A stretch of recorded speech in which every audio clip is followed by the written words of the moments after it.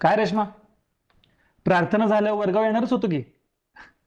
Staff room मध्ये शिकायला यायची काय गरज आहे? बोला. रेश्मा, बाळा काय झालंय? कुणी काही बोललंय का? कुणी छेड काढली आहे का? एवढी कुणाची हिंमत आहे वे? तिथंच आडवा करेन की त्याला.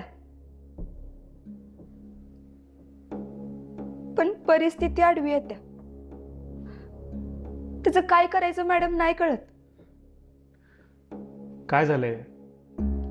आई पुन्हा काय म्हणाली का? लगीन कर म्हणली. पाहुणे बी बोलवलेली बघायला.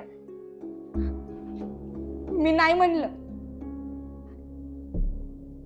तेव्हापासून माझ्याशी नीट बोलणं बी झालं. आणि म्हणून आज फॉर्म भरायला पैसे दिले नसते, हो ना? हो.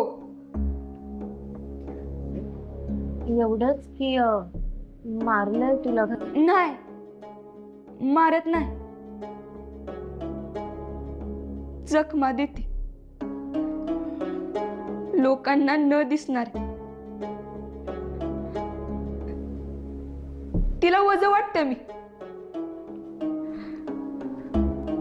बाप खमीर नसला की पोरी वजच होत्यात घरातल्यासनी. पण ती स्वतः बाय असून तिला माझं दुःख कळत नाही, याचं अजब वाटतं मला.